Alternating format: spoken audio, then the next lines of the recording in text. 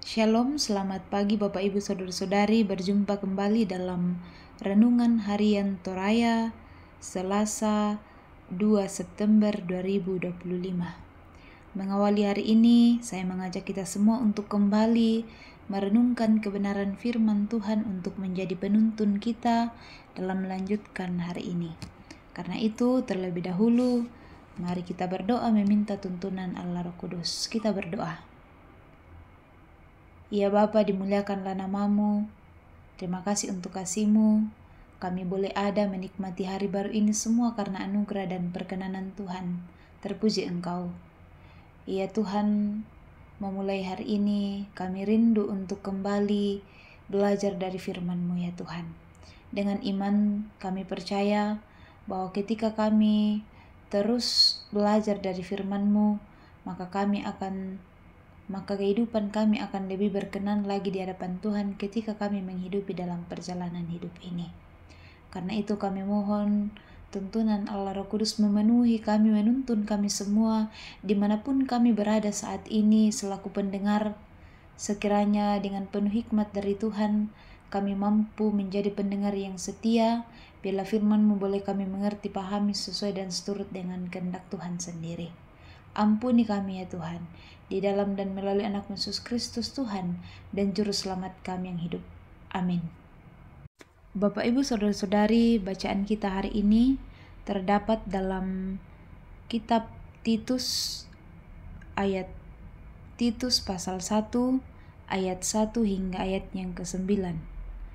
Titus pasal 1 ayat 1 hingga ayat yang ke-9. Saya membacakannya bagi kita semua. Saya membaca dari Alkitab Terjemahan Baru edisi 2. Firman Tuhan,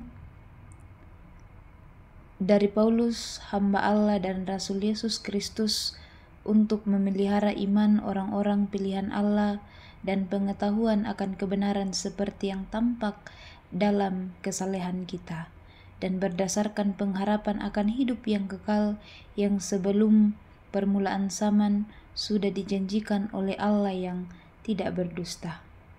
Pada waktu yang ditentukannya, Ia telah menyatakan firman-Nya dalam pemberitaan Injil yang telah dipercayakan kepadaku sesuai dengan perintah Allah Juru Selamat kita. Kepada Titus, anakku yang sah menurut iman kita bersama. Anugerah dan damai sejahtera dari Allah Bapa dan Kristus Yesus Juru Selamat kita menyertai engkau. Aku telah meninggalkan engkau di Kreta dengan maksud ini, supaya engkau mengatur apa yang masih perlu diatur, dan supaya engkau menetapkan penatua-penatua di setiap kota, seperti yang telah kupesankan kepadamu, yakni orang-orang yang tak bercacat, yang mempunyai hanya satu istri, yang anak-anaknya beriman dan tidak dapat dituduh karena hidup tidak senonoh atau hidup tidak tertib. Sebab sebagai pengatur rumah Allah, seorang pengawas jemaat harus tidak bercacat, tidak angkuh, bukan pemberang, bukan peminum, bukan pemarah, tidak serakah, melainkan suka memberi tumpangan, suka akan yang baik, bijaksana, adil, saleh, dapat menguasai diri, dan berpegang kepada perkataan yang benar yang sesuai dengan ajaran yang sehat, supaya ia sanggup menasehati orang berdasarkan ajaran itu dan sanggup meyakinkan penentang-penentangnya. Amin. Firman Tuhan. Bapak Ibu yang sama dikasihi Tuhan, melalui bacaan kita hari ini, tema yang akan kita renungkan bersama yaitu sikap hidup seorang Kristen. Sikap hidup seorang Kristen. Ya, tentu sikap yang seperti apa yang dikatakan, pasti Bapak Ibu Saudara-saudari telah tahu. Tentunya adalah hidup yang benar berdasarkan firman Tuhan. Nah, Bapak Ibu Saudara-saudari yang sama dikasihi Tuhan, Rasul Paulus dalam bacaan kita selaku penulis adalah seorang hamba Allah. Ia bertugas untuk memelihara iman orang-orang yang telah menerima Yesus Kristus Dengan kata lain, tugas Paulus adalah menolong orang percaya agar tetap berpegang pada iman dan memeliharanya dalam hidup sehari-hari yang terarah pada pengharapan akan kekekalan. Dalam tujuan itu jugalah ia menempatkan Titus di Kreta. Dalam bacaan kita jelas, agar tercipta kehidupan bergereja dan beriman yang sehat.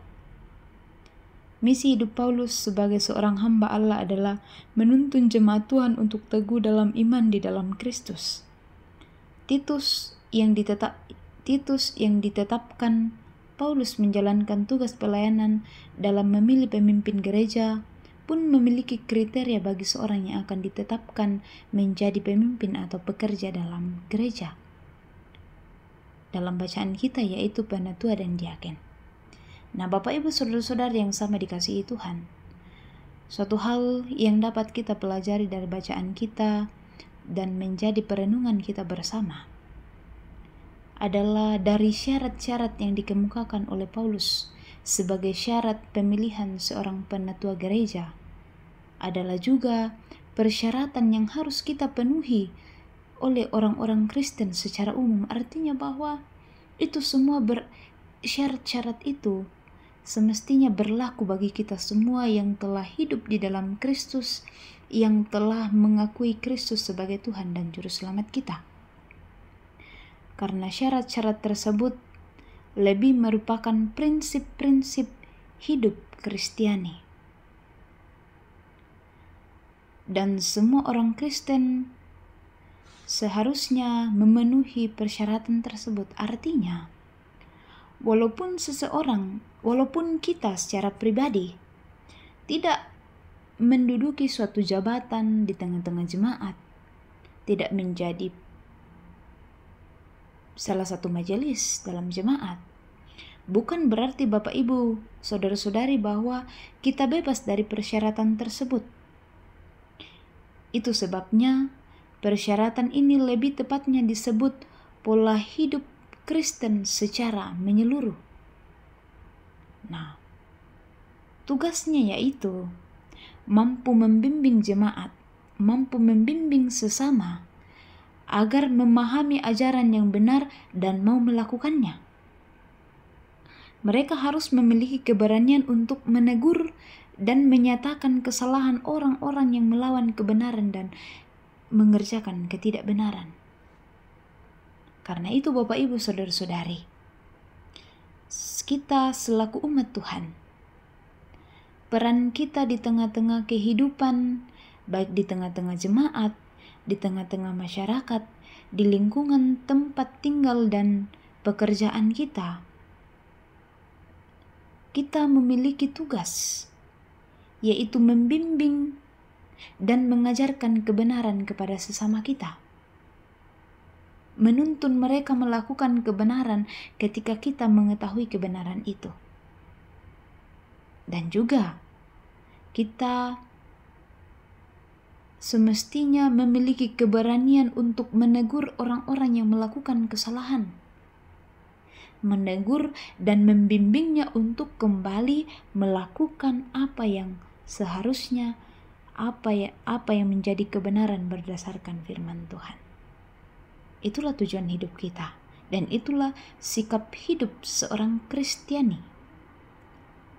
Hidup untuk saling membimbing dan mengingatkan tentang ajaran kebenaran di dalam Kristus Yesus adalah sebuah misi untuk kita semua, agar kita semua dapat hidup dalam kesatuan iman dan pengharapan di dalam Kristus.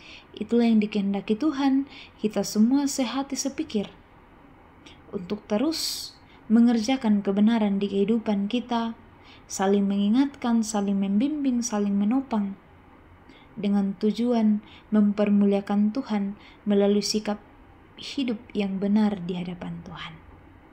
Kiranya Roh Kudus yang terus menolong kita semua Bapak Ibu Saudara-saudari untuk mewujudkan tugas panggilan kita agar kehidupan kita mempermuliakan Tuhan. Amin. Bapak Ibu Saudara-saudari, mari berdoa. Ya Allah, ya Tuhan kami, kami mengamini firman-Mu saat ini. Kami menyadari di tengah-tengah kehidupan kami sering lalai melakukan apa yang berkenan bagi Tuhan. Bahkan kami sering acuh tak acuh dengan sesama kami yang hidup jauh dari kebenaran. Tetapi firman-Mu meneguhkan kami saat ini, menunggukan kami saat ini, bagaimana sikap hidup kami selaku orang-orang yang telah Engkau tebus. Karena itu kami semua rindu ya Tuhan, untuk menjadi penuntun, untuk menjadi penolong bagi sesama kami, agar kami bersama-sama melalui kehidupan kami, melalui kehidupan persekutuan kami, terus mempermuliakan Tuhan sendiri. Terpuji Engkau ya Tuhan. Ya Allah ya Tuhan kami semua datang menyerahkan kehidupan kami, perjalanan hidup kami selanjutnya. Kami mohon tuntunan Allah Roh Kudus menyertai kami semua. Biarlah segala perkara yang akan kami lakukan selanjutnya dalam pertolongan Tuhan kami dimampukan, karuniakan kami kekuatan kesehatan. Biarlah segala yang kami lakukan berkenan di hadapan Tuhan. Dan biarlah kami terus mengandalkan kuasa dan penyertaan Tuhan di tengah-tengah perjalanan hidup kami. Ya Allah ya Tuhan kami datang berdoa untuk kekasih-kekasih kami selaku pendengar saat ini yang dalam pergumulan hidup. Tuhan memberkati mereka semua. Karuniakan hikmat untuk terus berpengharapan di dalam Tuhan, terus mengimani bahwa kasih Tuhan menyertai mereka sekalipun mereka dalam pergumulan dan tantangan hidup. Dan biarlah itu yang menjadi pegangan mereka untuk terus kuat menjalani hari hidup. Dan biarlah damai sejahtera Tuhan terus menyertai kami semua. Ya Allah ya Tuhan kami terus berdoa, kami semua umat-umat-Mu, teruslah pakai kami untuk menjadi berkat bagi sesama kami. Biarlah kami terus hadir untuk saling membantu, dan biarlah nama-Mu terus dipermuliakan. Ya Allah ya Tuhan kami berdoa untuk pemerintah kami, bahkan negara kami berdoa sekiranya kuasa Tuhan yang terus menyertai negara kami, biarlah terus tercipta keadilan, damai sejahtera. Terlebih dalam pergumulan bersama kami saat ini, Engkau yang mengetahui kondisi negara kami saat ini Tuhan. Dalam kedaulatan-Mu, dalam kuasa-Mu, kami bawa, kami percaya Tuhan berperkara, Tuhan yang turut berproses dalam setiap dinamika yang sedang terjadi pada saat ini. Dengan iman kami percaya Engkau akan memberi jalan yang terbaik. Berkati seluruh pemerintah kami, biarlah dengan penuh hikmat dari Tuhan, dengan penuh bijaksana dari Tuhan, mereka mampu melakukan segala tanggung jawab mereka dalam kebenaran Tuhan sendiri. Ya Allah ya Tuhan kami, terima kasih.